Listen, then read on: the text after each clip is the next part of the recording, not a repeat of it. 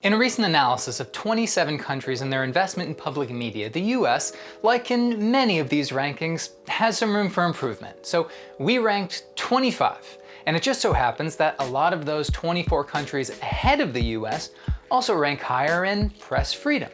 There also happens to be a huge information gap in the US. So a recent op-ed from Columbia Journalism Review states that the US spends $1.40 per capita for public media, whereas places like the UK, Norway, and Sweden devote around $100 or more per capita toward their public media. The US spends 0.002% of its GDP on public media compared to Cabo Verde, which is number 1, and then Finland, the UK, Norway, and Sweden. And coincidentally, Norway, Finland, and Sweden are ranked 1st, 2nd, and 3rd for press freedom. Cabo Verde and the UK don't rank quite as high, but they still rank higher than the US at 44.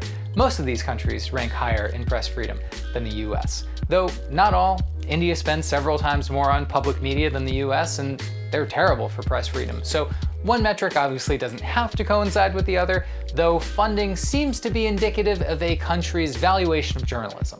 But even the piddly amount of money the US does spend on public media, which was $465 million in 2020, is always open for attack by Republicans whose project is ostensibly to just abolish all public goods. I'm sorry, Jim, I'm going to stop the subsidy to PBS. I'm going to stop other things. I like PBS. I love Big Bird. Now, just for perspective, we're probably going to be setting aside around $11 billion for new F-35s, which in 2020 had over 800 design flaws.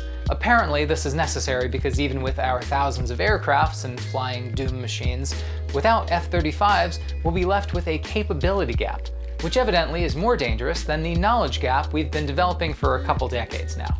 Now, reading from the article, given the systemic market failure that's driving US local journalism into the ground, a public media safety net is especially urgent now. The newspaper industry, still our main source of original local reporting, has seen its number of employees reduced by well over 50% in the last 2 decades. As newspapers downsize or close altogether, news deserts are spreading rapidly across the country, and hundreds of communities no longer have any local media coverage whatsoever. These growing news divides disproportionately hurt marginalized communities, especially communities of color. Of course, those are the communities last in line for everything. And with this, the cost of even understanding what's going on, let alone organizing into some collective coercive force, is higher than anywhere else. Now, they link here to a map where you can see the number of papers every county has. Red is no papers, yellow is 1 newspaper. However, your county could be blue and have 2 or 3 newspapers, but those papers could still be broke or terrible. Obviously, New York is a media hub, but even local papers here don't have as many people, for example, covering local races as they used to have. To reach its full potential, public media must be politically and economically independent. This goal requires closing the federal funding gap, as well as ensuring that adequate financial support is guaranteed well into the future, shielded from political whims and interference. Adjusting funding levels to match the UK's public support for the BBC at 0.17% of its GDP would translate to about $35 billion for public media spending in the US. Even if the US spent just 0.02% of its GDP, it would generate $4.5 billion for public media infrastructure that could serve local communities' information needs. Now, they use the BBC as an example. There are a lot of issues with the BBC, and like NPR and PBS, they mirror corporate media.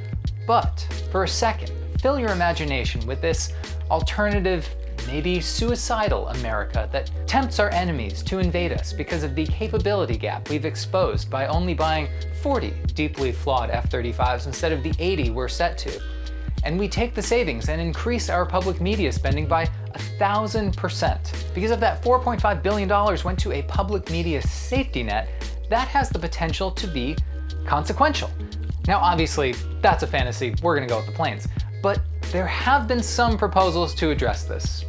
Unfortunately, those proposals seem to be mostly pretty pointless and ineffectual, to the extent that any of them have any chance of becoming law to begin with.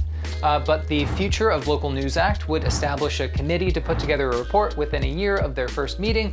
Evidently, all the reports that already exist are insufficient.